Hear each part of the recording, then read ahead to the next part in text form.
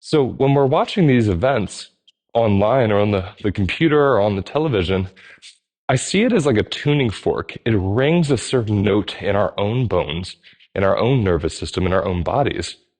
And that ringing is the adrenal response. We create more adrenaline. We have an increase in blood pressure. We have an increase in dopamine. And our neurotransmitters, our nervous system revs up. So that whole event is happening as we're sitting there passively taking in horrific information, true or fictional, from around the world.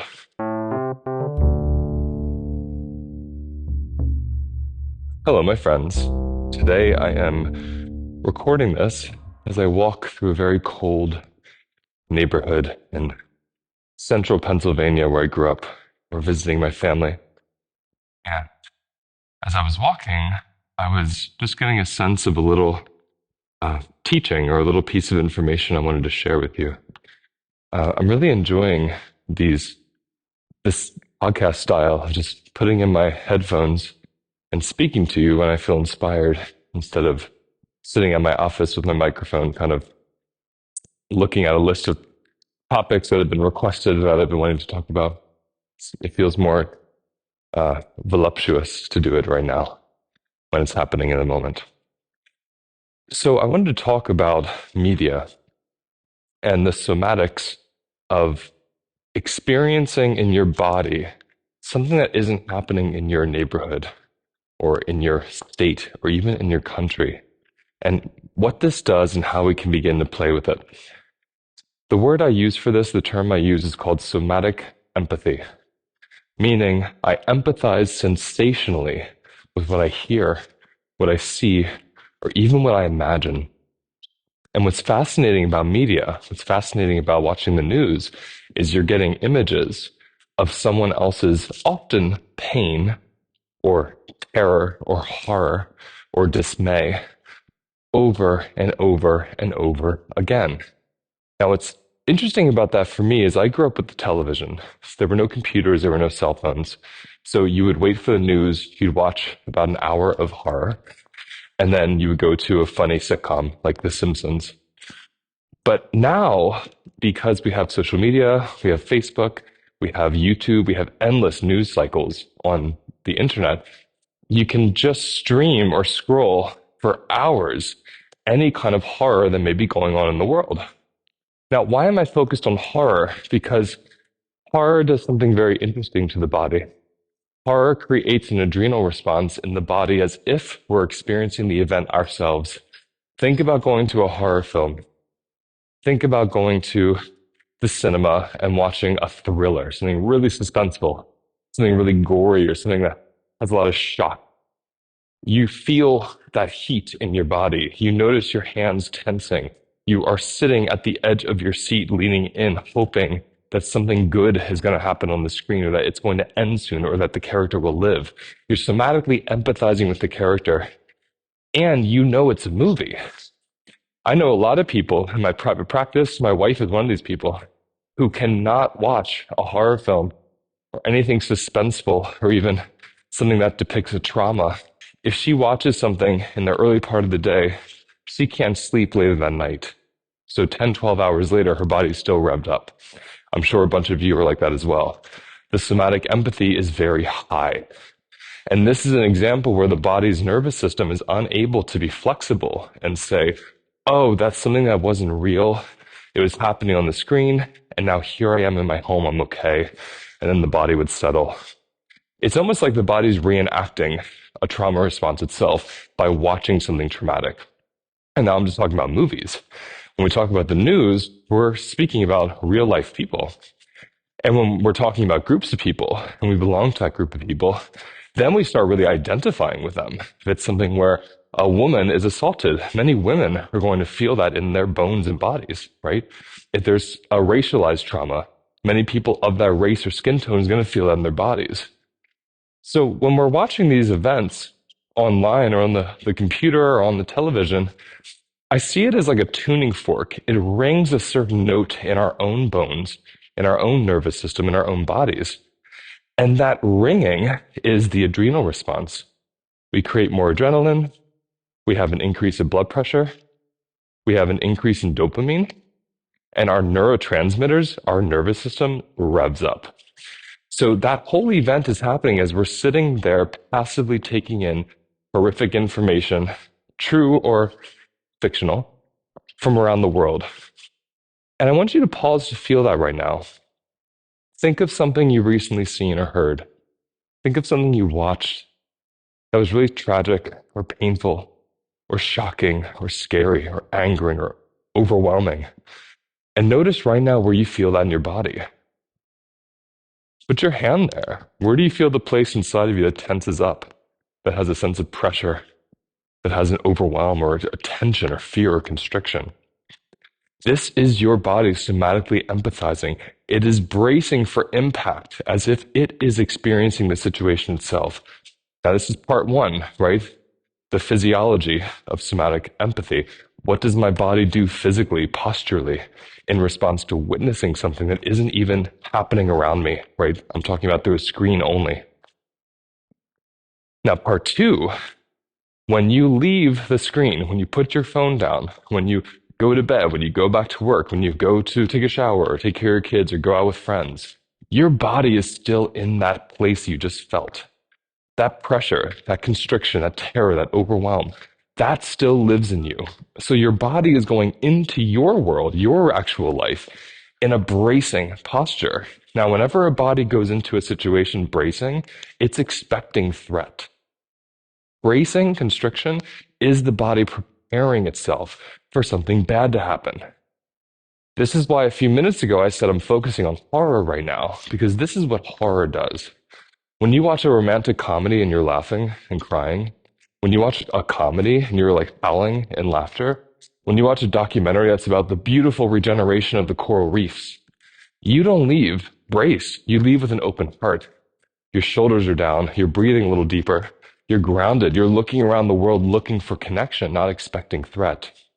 When you leave a situation bracing, you're looking for the world expecting threat. You're not looking for connection.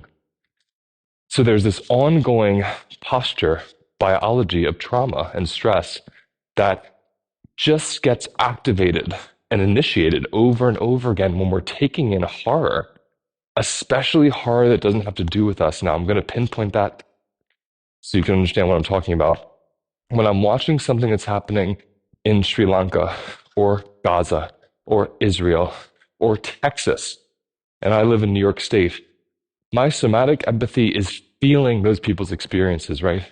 It's constricting. It's preparing for that to happen to me when I walk out of the door. That doesn't serve my community.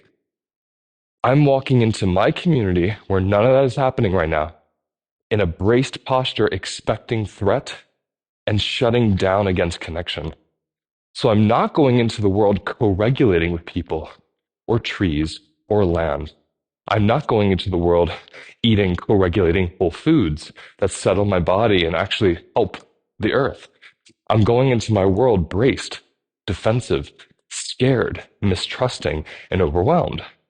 I'm going into my world needing sugar and coffee and heavy processed foods to soothe the stress in me from somatically empathizing with something that is terrifying or horrific or overwhelming.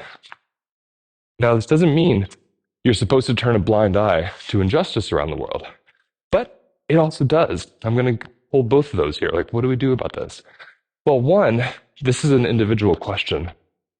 I don't assume to have an answer for people who are glued to this kind of pain around the world, who feel like they must stay informed to help or be aware. You have to find your own answer in your body. But I do have questions. And the first question is, by attuning to the horror in the world, how does that serve my life? And feel free to pause any of these questions or come back to them if I go too quickly. By attuning to the horror in the world, how does that serve my life? And don't ask it with your mind, ask it with your body. Feel what happens in your body when you attune to horror. How do you eat? How do you sleep? How do you treat people? How do you treat the world? How do you perceive the world? What do you expect of the world? Does it increase the peace that you're able to bring into the world? Or does it increase more hatred and fear and shut down and disconnect? That's the first thing to notice.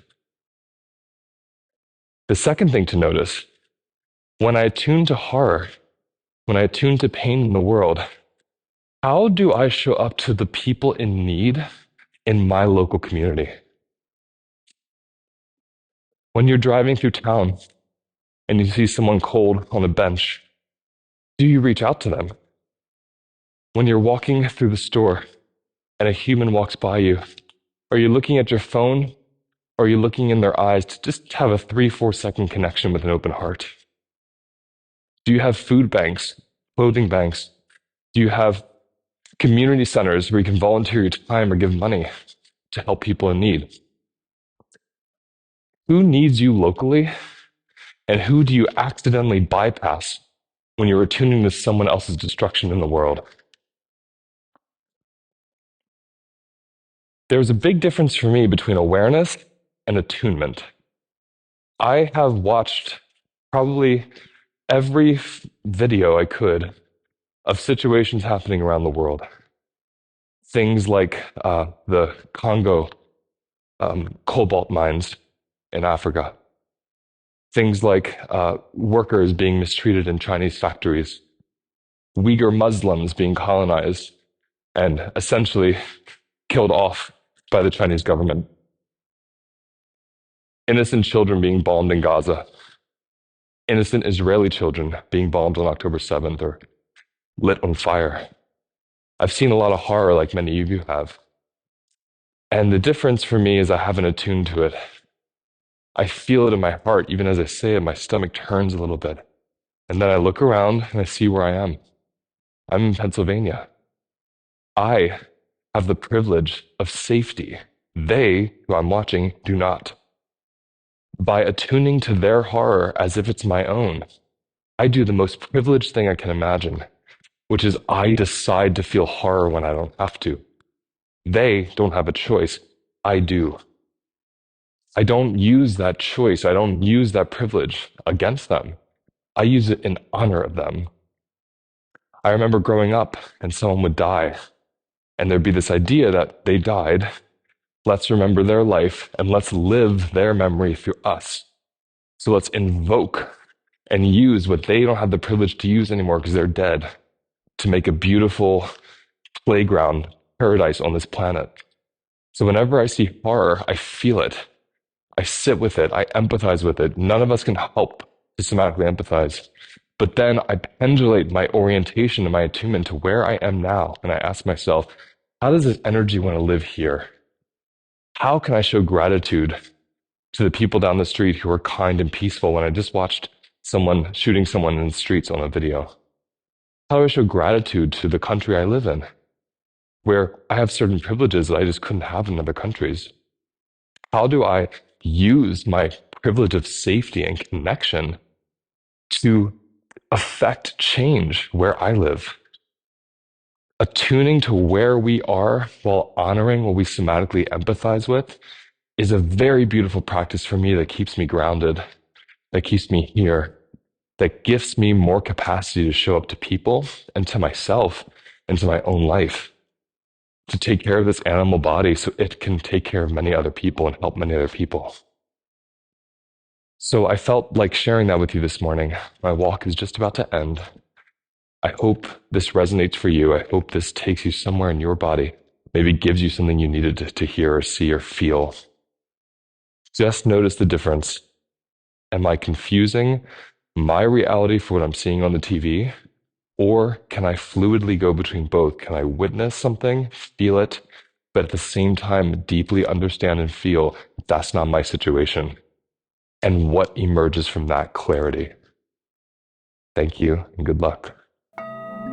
Thank you for watching today's episode. Please like and subscribe if you found it useful, and let me know in the comments what you want me to cover next.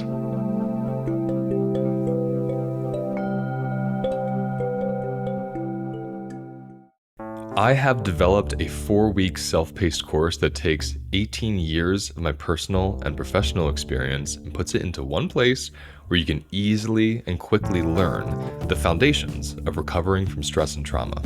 How does the food you eat affect your stress levels? How do the relationships in your life create stress or peace? How does the relationship you have with your body allow you to feel happier and more settled? I will cover all this and so much more in this 4-week self-paced course. And the best part, it's self-paced. You don't have to sign up at a certain date or finish it at a certain time. It's yours for life, and it's waiting there for you when you're ready to finish it. Throughout this course, I'll be teaching you philosophies and practices that combine my 3 favorite modalities: somatic experiencing, embodied parts work, and nutrition. For more information on this course, click on the link in my episode details. Getting there, it was just, I could tell something special was about to happen. There's just something about in-person retreats that just doesn't compare to online space. Minla is outstandingly beautiful. Why not be there with Luis and his team?